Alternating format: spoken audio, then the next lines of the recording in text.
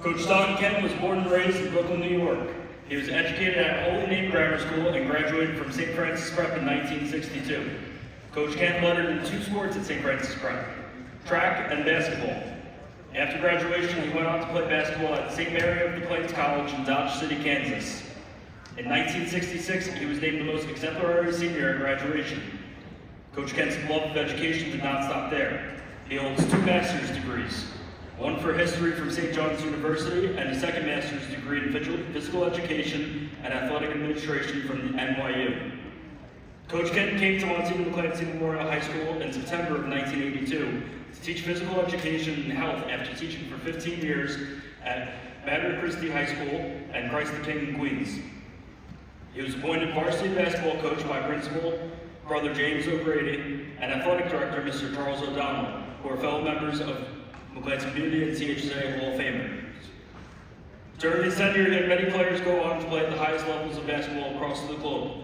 Numerous college and professional players honed their craft under his tutelage. His teams competed in 4 Final Fours, including the 1990 Catholic City and State Championship victory and the City Championship appearance in 1993. Coach Kent was recognized by the Daily News, New York Post, the Tablet, and the CHSAA as Coach of the Year numerous times. Coach Kent, always the gentleman, received multiple sportsmanship awards from the League and Referee Association, a true example of the man he is. Coach Kent asked for us to read a letter from a local priest from a few years ago. Most coaches do not leave me with good impressions when it comes to playing basketball. While I am very aware of the necessity of competition and the earnestness to win and the battle fought to claim the prize of honor, very often it can be done at a risk regarding the sensitivity of young players. Mr. Kent is in a class all by himself. Yep. I met a coach who finally knows how to inspire greatness and at the same time be sensible and sensitive to his players. Coach Kent's outreach went far beyond Brooklyn, Queens. He has worked at many camps across the country, most notably Nike All-American Camp and 5-Star.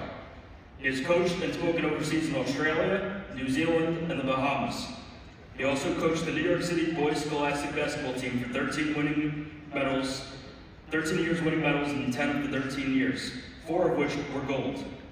He served as a former president of the New York State Basketball Coach Association. Coach Kent is a member of the Brooklyn Queens CYO Hall of Fame, CHSAA Hall of Fame, McClancy Athletic Hall of Fame, and the New York State Basketball Coaches Association Hall of Fame. He is also a recipient of the McClancy High School Koryesu Award, one of the highest honors our community can bestow upon an individual. He has had over 400 wins as a varsity basketball coach in CHSAA, 343 of which were with McClancy, making him the all-time winningest coach in school history. Coach Kent's 37 years at the helm of McClancy basketball program has cemented his status as a legend in the CHSAA and New York City basketball community.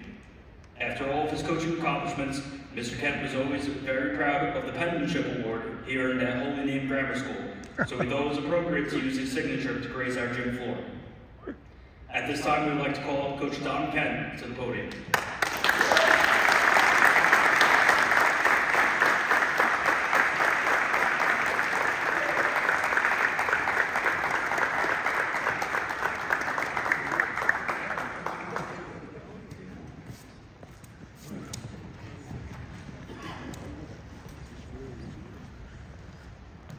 Wow, that was some introductions on this. Thank you very much.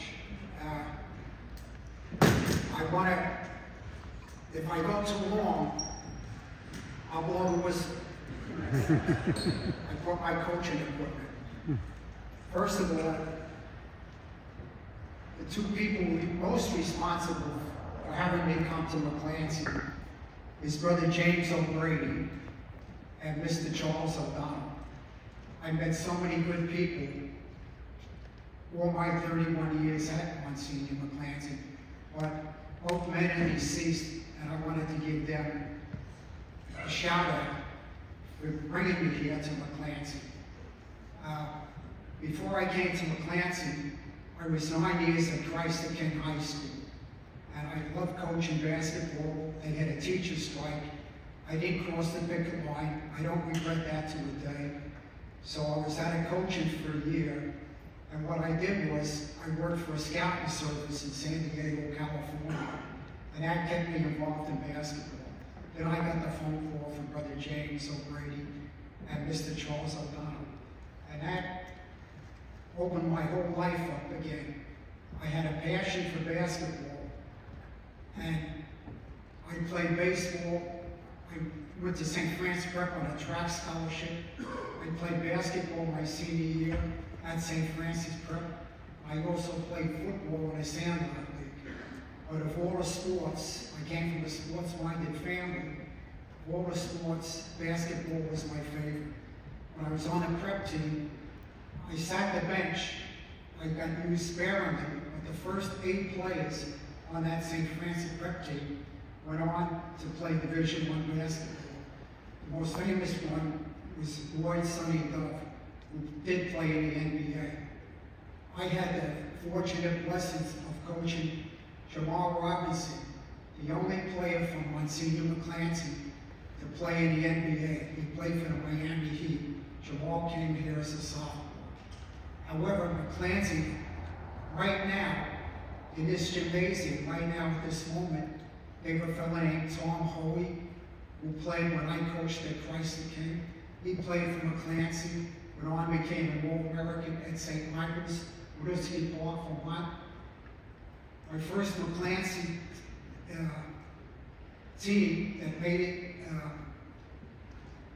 to Power Memorial closed, and we were fortunate enough, 3 good players came from Power.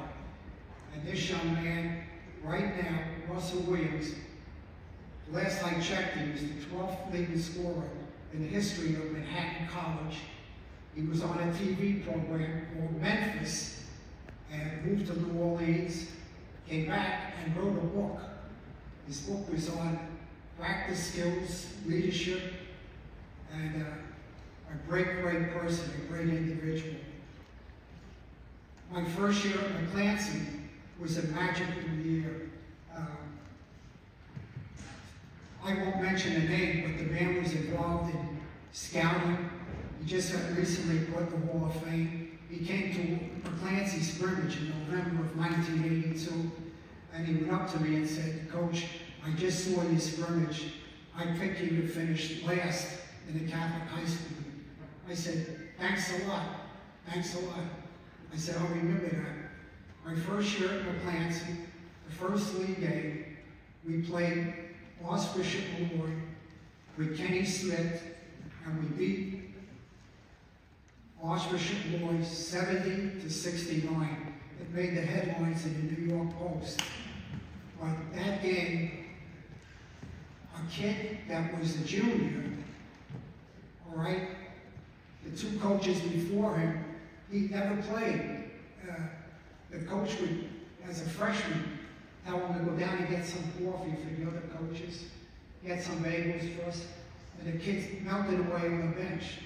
So when I got the job, I looked at this kid, and I said, "I'm going to find a spot for this guy." He's right to my right, Billy Hoffman, and we beat Malloy 70-69. Our center fouled out, and all I said to him going into the game, "Stay behind this kid, don't let him get the ball." We won 70-69, and he scored 2 points. He came to school that Monday, and Jim Murphy said to him, "Congratulations, Billy. You got 2 points, and you beat Malloy, and you won by 1 point." And he has played in every alumni game here at McClancy. Probably the oldest guy from the 82 team, Pat Cameron, who just recently passed away. He played for Hostel and played in Argentina. He held the record for playing in most games. He was 6'9". He passed away, so Billy gets that honor of the longest guy to play in this game.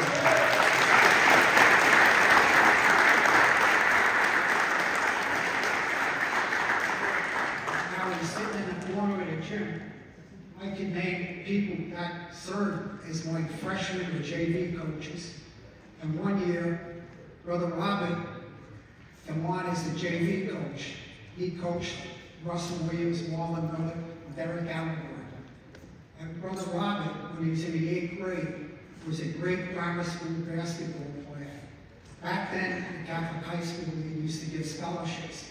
St. Francis Prep offered him a full scholarship, and Brother Robert turned it down and went to the Sacred Heart Brothers Novitiate, and he's still dedicated.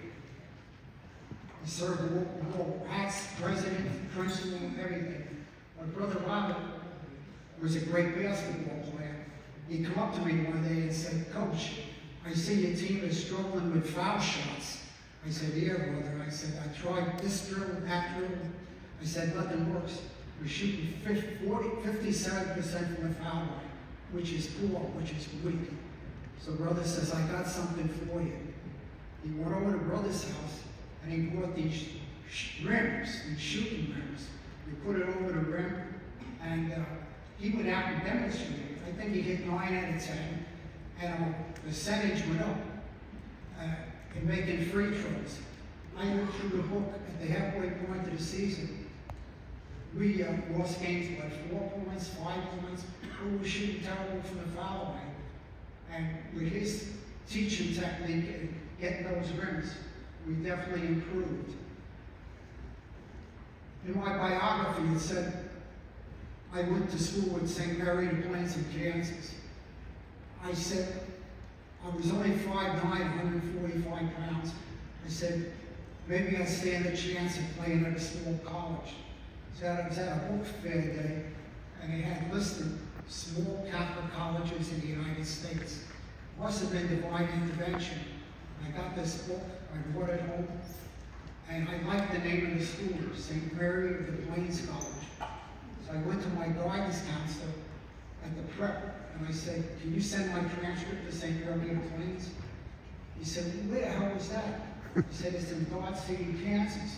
He said, "What do you want to be, a cowboy?" He used to have a program on called Gunsmoke.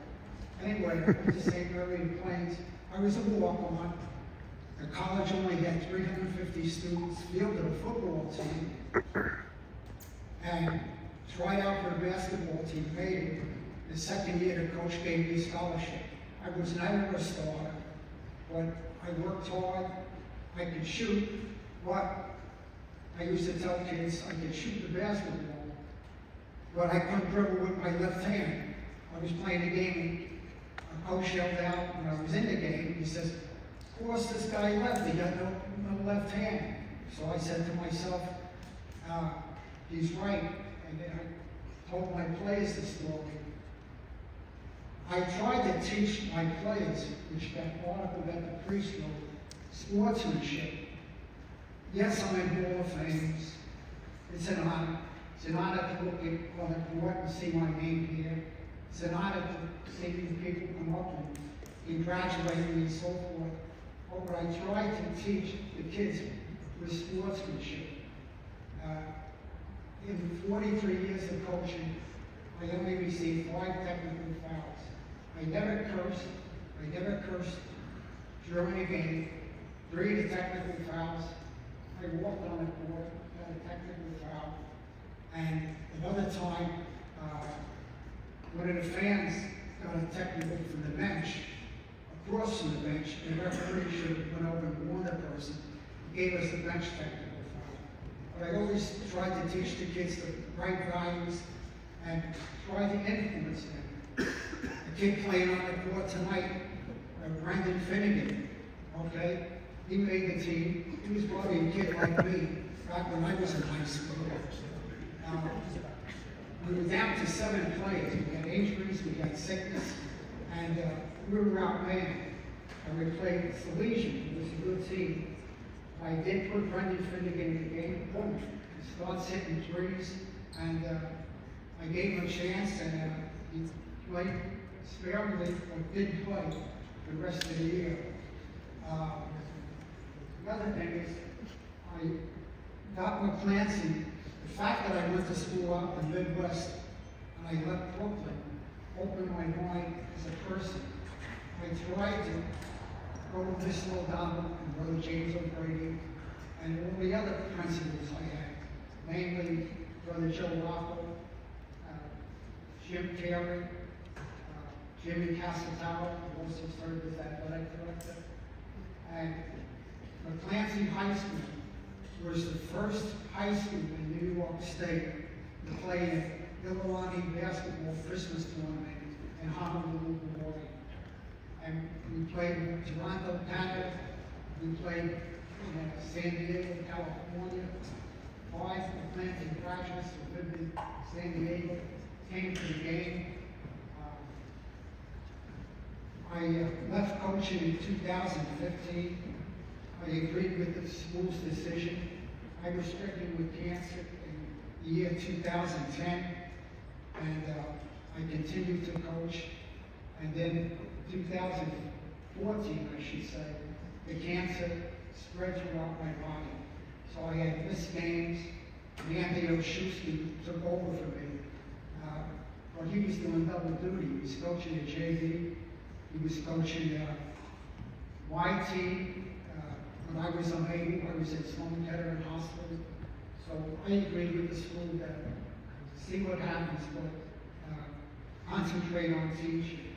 I taught health and physical education. And then it got worse.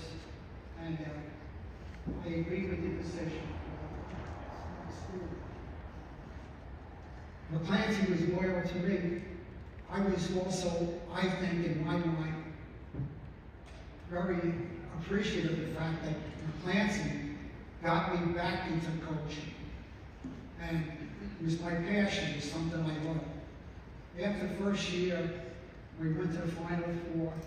We upset in the quarterfinals, Tolentine. They were going for their 4th city championship, and we beat them at Manhattan College. But anyway, when the season ended, we lost a heartbreaker in the semifinals to St. Louis. I got a phone call from NYU, and the coach of NYU offered me a college coaching position as his top assistant at NYU. And in my mind, I went for a master's in athletic administration with the hopes of someday being a college coach. And I said no. He said, "Why? This is an opportunity for you. It's an opportunity for advancement." I said, McClancy showed me loyalty. I said, I'm not going to have one great season and be disloyal to McClancy, so I stayed. I never regret that decision. Everyone was good to me. I mean, I'm looking around the gym. Here's Mike Silvestri. Mike Silvestri went for an interview for a teaching job many years ago. And I looked at him and I remembered him. And he was kind of nervous, a young kid going for a job. And I said, "You played for Kellenberg, did you?" And he said, "Yes." I said, "I think we beat you." He jumped out of the chair and says, "Coach, we beat you. I scored 15 points." So he apologized. But he was so young. He did a good job. And he came on 1 year as my assistant. And we used to have a play called Michigan.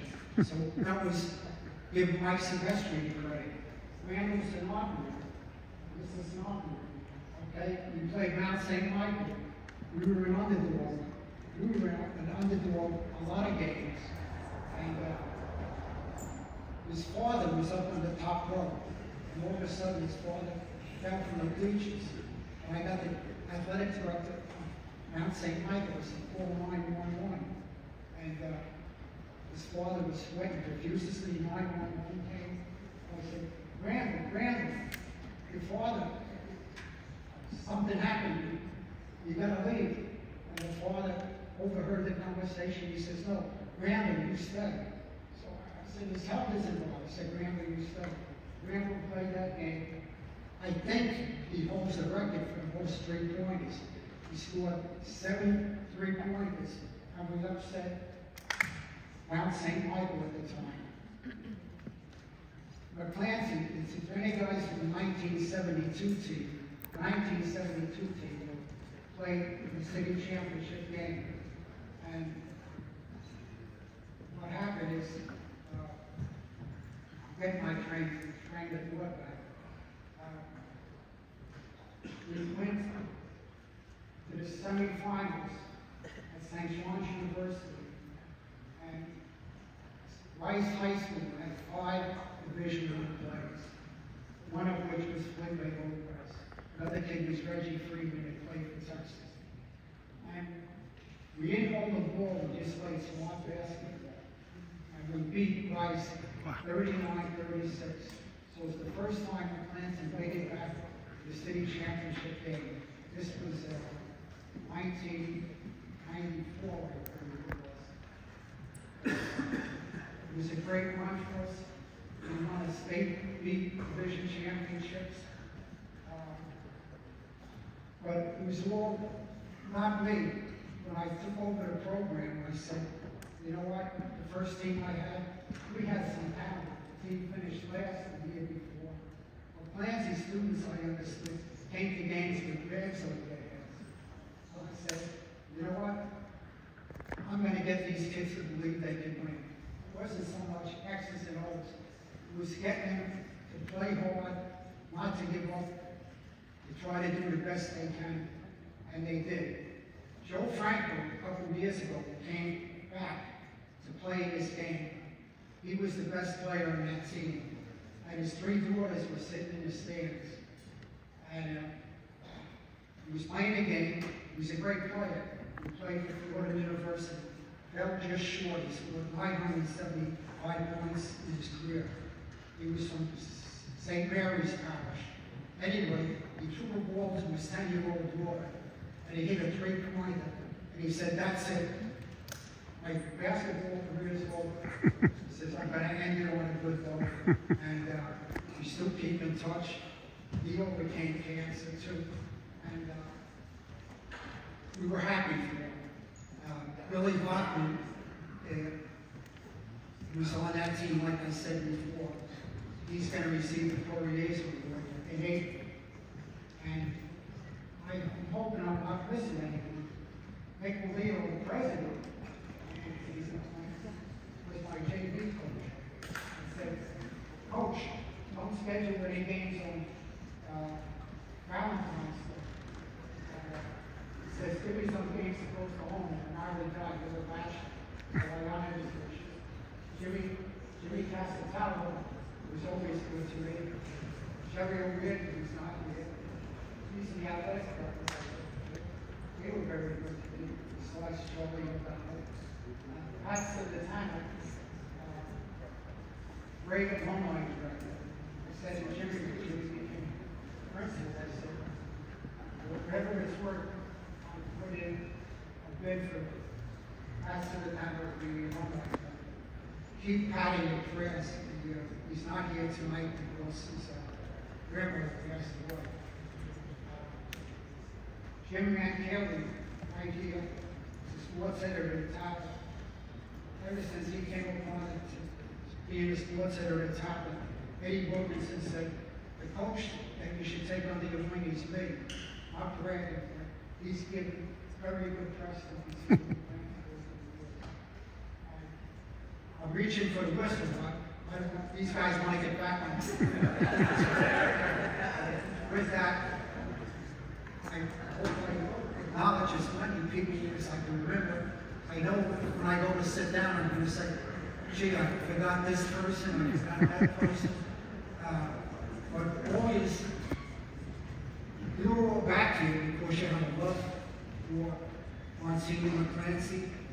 Whether you sat on the bench, whether you were a starter, you all remember. If you didn't remember, you wouldn't come back for this game. And